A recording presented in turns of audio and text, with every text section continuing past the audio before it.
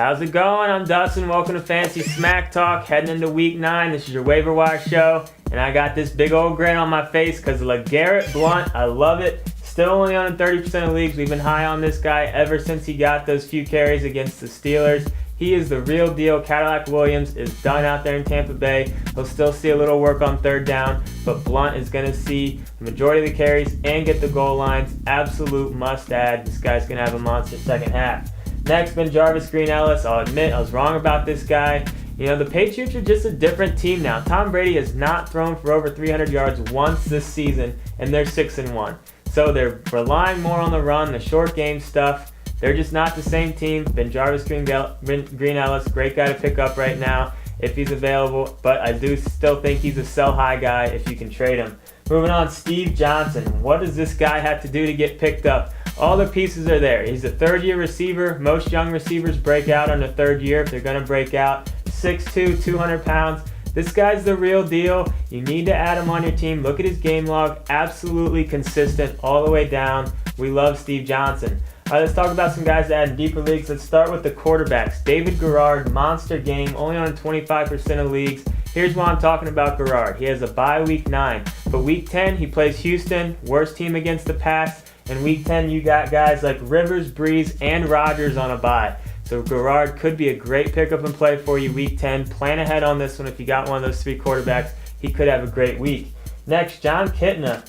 Almost 400 yards passing. He did have 4 picks, but 3 of those picks went through Cowboys' hands. If they had those 3 possessions back, Kitna could have even had a bigger game. He only threw 1 touchdown. He could have had 2 or 3. He's only on 30% of leagues. The Cowboys are going to ask him to do a lot on that offense. Kitna could be a nice pickup for you in certain leagues. All right, let's get into some wide receivers. Devon Best, still not getting any love, only on 60% of leagues. This guy is an absolute stud in PPR leagues. He's on pace for maybe about 90 catches, maybe even 900 yards. This guy is worth an ad even in non-PPR leagues. We like his value.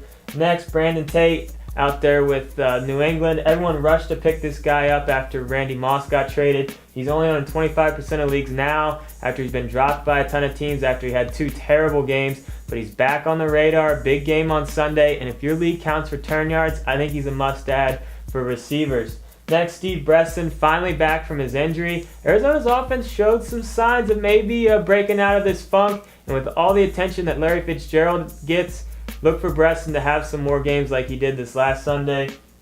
Moving on, Vincent Jackson only owned in 45% of leagues and Sidney Rice only owned in 35% of leagues. Both these guys are looking like they're going to be ready just in time for the fantasy playoffs. We think if you're up towards the top of your standings and you got a roster spot, pick these guys up and stash them. They might be able to help you out when it counts the most. We think it's a very good move. A little bit of a gamble, but just let them sit on your bench and see what happens. Moving on, we got a tight end for you in Jacob Tamme. He's having a big game Monday night. Only on 15% of leagues. Dallas Clark out for the year. Colts are going to look for a new tight end to take over, and it looks like it's going to be Tamme. He's got a big upside. They've been saying a lot of nice things about him. Could be a nice pickup if you're looking for a tight end. And the last team I'm going to talk about is the Giants defense going up against Seattle this week. The Giants D was a lot more owned than 70%, but they had a bye week, week 8, so a lot of people dropped them. But going up against Seattle, Seattle's given up 22 sacks on Hasselbeck so far, and we all know the Giants got a great defensive line. They could get 5+ sacks this week. I like them as a pickup and play. Now this is just a portion of the wire. To see the full list, get on to Fantasy Smack Talk. It'll be on the homepage later this week. As always, get in those forums. We'll see you later this week.